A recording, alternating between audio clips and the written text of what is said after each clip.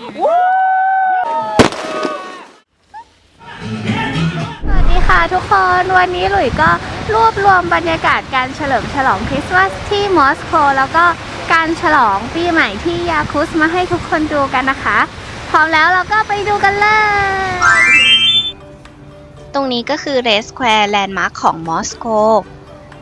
บริเวณเรสแควร์ก็จะมีห้างสรรพสินค้ากลุ่มกำแพงพระราชวังเคมบรินสุสานเลนินโบสถ์คาซานและมหาวิหารเซนต์แบซิลนะคะส่วนบรรยากาศตอนกลางคืนก็เหมือนที่ดูใน YouTube หรือในหนังเลยนะทุกคนสวยมากมีแซนตาคลอสหลายคนนะคะดูแซนตาคลอส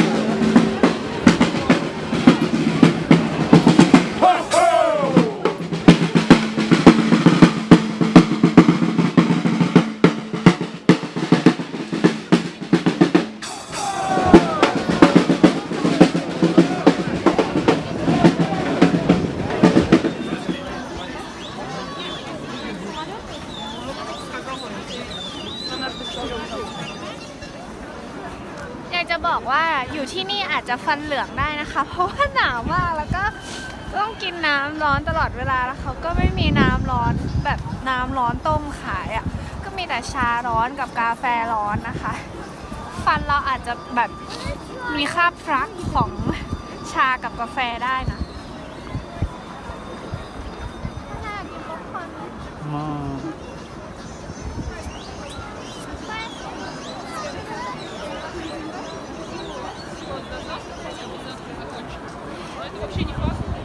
โอเคเดี๋ยวเราจะไปที่ช่องตันชูนะคะช่องตันชูแปลว่าต้นคริสต์มาสนะคะขายคอร์สเลยแล้วกันตรงนี้ก็เป็นต้นคริสต์มาสอีกต้นนึงนะคะคนเยอะมาก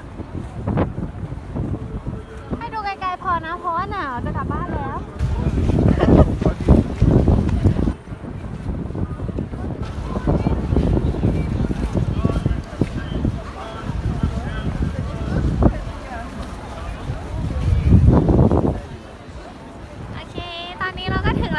เมื่อกี้ที่บอกว่าไม่พามาล้อเล่นนะคะเพราะว่ามาทั้งทีเราก็ต้องมาท่านชิไรส่วนตรงนี้เป็นโบสถ์เล็กๆนะคะจะมีคนเดินเข้าออกตลอดเวลาเลยและนี่ก็คือบรรยากาศส่วนหนึ่งในการเฉลิมฉลองวันคริสต์มาสที่มอสโกนะคะ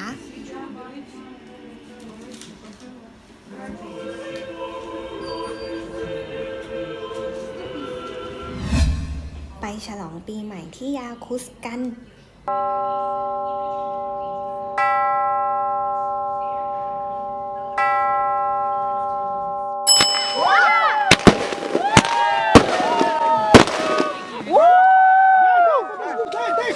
Дай, держи. Все, о.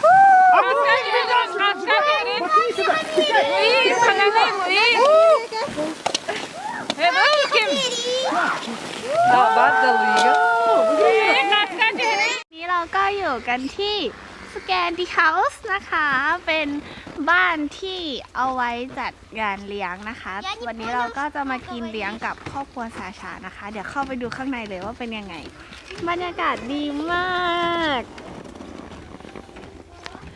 อันนี้นะคะเด็กๆ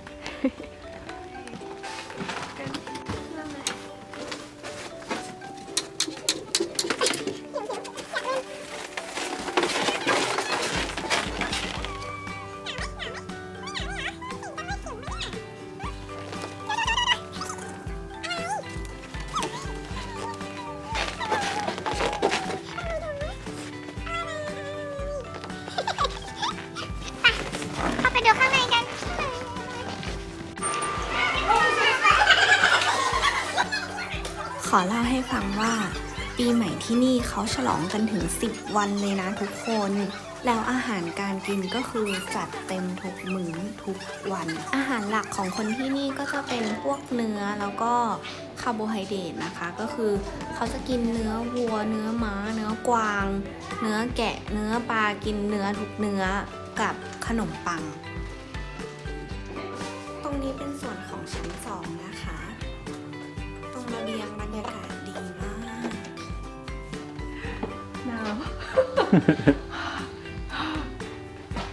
เห็นควันออกปากไหม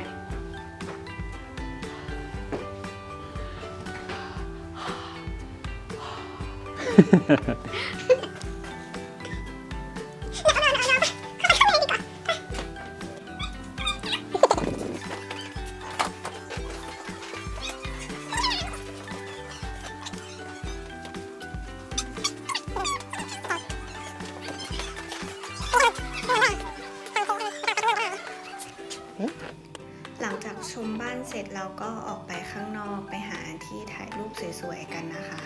แต่ว่าที่มันจะถ่ายรูปสวยเนี่ยต้องเดินนิดนึงแล้วคือเดินบนหิมะมันทุลักทุเลมากอะทุกคน พอได้ที่สวยๆแล้วก็เริ่มถ่ายรูปกันเลย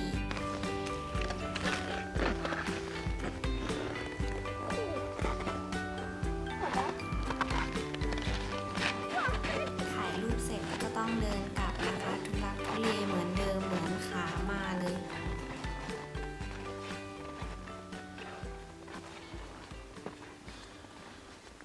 ระหว่างที่กินข้าวครอบครัวคาชาก็มีกิจกรรมสนุกๆเล่นด้วยกันด้วย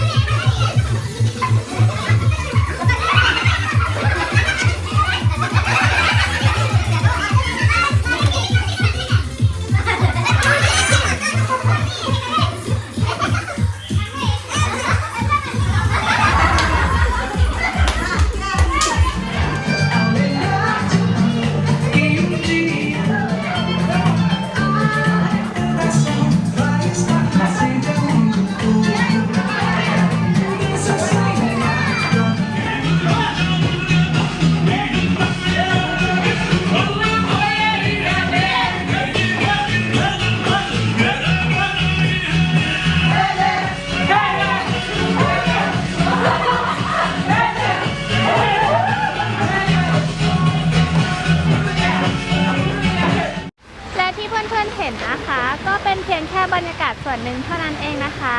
หวังว่าเพื่อนๆจะชอบนะคะ แล้วก็อย่าลืมเป็นกำลังใจให้หลุยด้วยนะบ๊ายบายและตอนนี้ที่ทุกคนเห็นนะคะก็คือตลาดสดนี่เดี๋ยวให้ทุกคนดูเลยนะว่าตลาดสดที่นี่มันเป็นยังไงเมื่อกี้นี้เดินมาตกใจมากนี่กระต่ายตัวใหญ่มาก